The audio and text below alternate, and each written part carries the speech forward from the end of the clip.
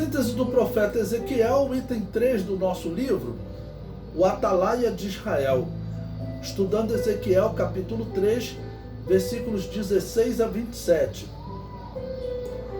O versículo 17 diz: E eu te dei por atalaia sobre a casa de Israel. O atalaia era o homem que ficava na torre das cidades e tinha a missão de alertar o povo para tentativas de invasão. O povo estar no cativeiro não representa destruição. Eles precisavam ser avisados para não sofrer a destruição final. O cativeiro era apenas uma punição para fazê-los regressar a Deus. Qual seria a destruição final para os israelitas? Seria eles realmente perderem uma total identificação com Deus, como estava correndo o risco de acontecer, tanto entre os cativos quanto entre os que ficaram em Canaã desesperados. E Ezequiel vai falar isso mais à frente. Eles corriam o risco de começar a adorar aqueles deuses pagãos e se tornarem realmente crentes naqueles deuses em definitivo, como eles já vinham fazendo na terra de Canaã. Porque se em Canaã eles já clamavam a esses deuses, agora na Babilônia, então, é que eles corriam o risco de se entregar de vez. Eles tinham que ver que aquela era uma punição e não significava que os deuses pagãos, os deuses da Babilônia, eram de fato mais poderosos do que o Deus de Israel. Porque nós vimos que Jeremias passou por um debate, né, com umas mulheres de Israel que serviam a Semíramis, né, e Astarte, chamada dali também de Rainha dos Céus, e elas debateram com Jeremias e argumentaram dizendo que elas estavam sofrendo porque Josias havia proibido o culto a essa deusa. Quando eles adoravam antes de Josias, ia tudo bem com eles. Então lá eles chegaram a argumentar com Jeremias. Então mostrava realmente que eles estavam, né, sem consciência de que eles estavam passando por um castigo para eles mudarem de vida. Porque quando a pessoa percebe que é um castigo, o que ela faz? Ela muda de vida. Mas lá com Jeremias eles não percebiam.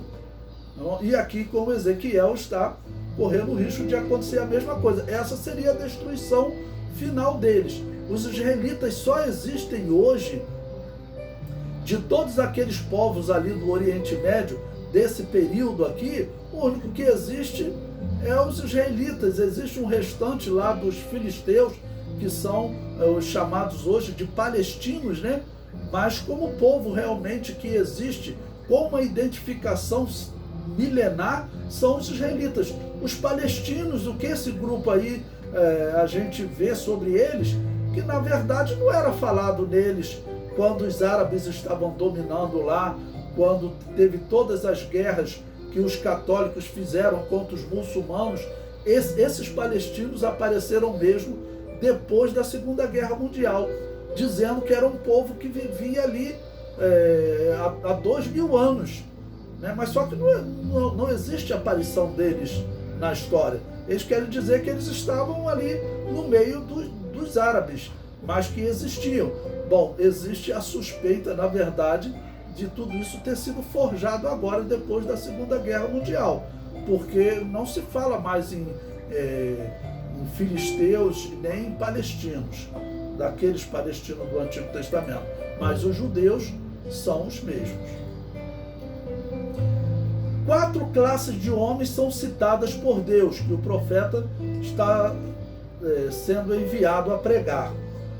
O pecador que não foi advertido, aparece no versículo 18. O pecador advertido, mas não arrependido, no versículo 19. O justo que caiu sem ser advertido, no versículo 20. E o justo que não caiu por ser advertido, no versículo 21. Vamos ler esse texto de Ezequiel, capítulo 3. Versículo 18. Quando eu disser ao ímpio, certamente morrerás, não avisando tu, não falando para avisar o ímpio acerca do seu caminho ímpio, para salvar a sua vida, aquele ímpio morrerá na sua maldade, mas o seu sangue da tua mão o requererei. Né? Esse foi o pecador, né, que não foi advertido, porque o profeta, o atalaia, não anunciou. Agora no versículo 19, o pecador advertido, mas não arrependido. Mas se avisares o ímpio e ele não se converter da sua impiedade e do seu caminho ímpio, ele morrerá na sua maldade, mas tu livraste a tua alma. Ou seja, você falou o que eu ordenei, então você foi um atalaia correto, não será cobrado. No versículo 20, nós temos o justo que caiu sem ser advertido. Semelhantemente, quando o justo se desviar da sua justiça e fizer maldade, e eu puser diante dele um tropeço, ele morrerá, porque não o avisando tu, no seu pecado morrerá. E suas justiças que praticara não virão em memória, mas o seu sangue da tua mão o requererei. Ou seja, era uma pessoa que andava correto, mas o profeta não anunciava, né, o mal para ele. Então ele realmente acabou caindo sem ser avisado. E no versículo 21, o justo que não caiu por ser avisado. Mas avisando tu o justo, para que o justo não peque, e ele não pecar, certamente viverá, porque foi avisado, e tu livraste a tua alma. Então o exemplo de Ezequiel é um exemplo para aplicar a todos os cristãos nos dias de hoje. O cristão, ele não pode limitar aquilo que ele acredita ser errado e ele não falar, porque se ele não falar, acontecerá que Deus punirá a esse cristão que não avisou aos pecadores. Nós temos no nosso meio uma série de coisas atingindo as igrejas, né? Existem muitas denúncias aí de homens na igreja que são, por exemplo, maçons.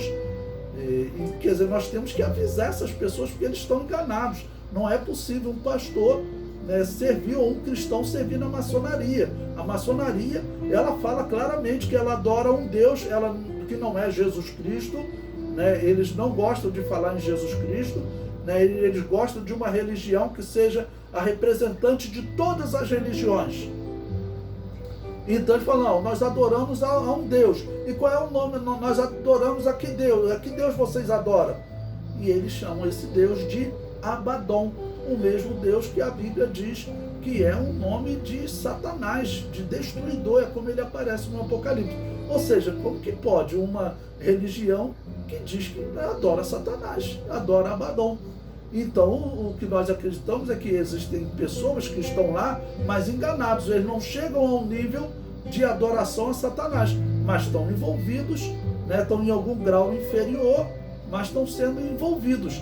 E se realmente essa é uma religião como nós vemos que ela existe tudo para o anticristo aparecer nessa religião. Uma religião que, na verdade, ela não adora nenhum Deus conhecido, né?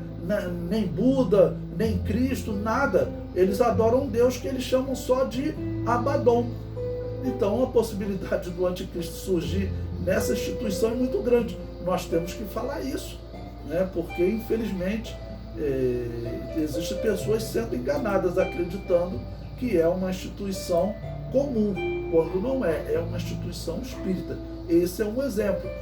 Ezequiel vai então enfrentar essas situações, acredito, tanto na Babilônia quanto em Canaã, né? Cristãos servindo a outros deuses. E isso aconteceu na história da igreja. Diz a história que antes de Constantino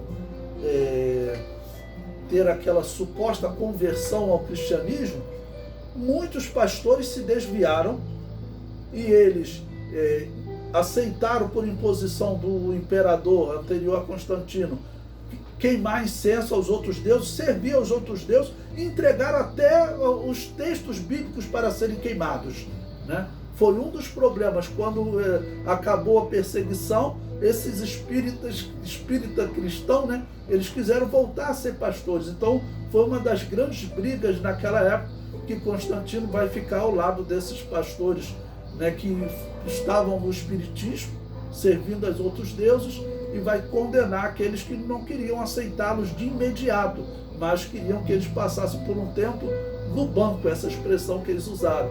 Eu falei, parece um pastor assembleiano, né? Mas ele falava para Constantino, não, ele tem que ir para o banco, ser provado, e depois, né, se ele for aprovado, ele voltar a ser pastor. Mas ele acabou de servir no espiritismo, vai entrar diretamente como ministro.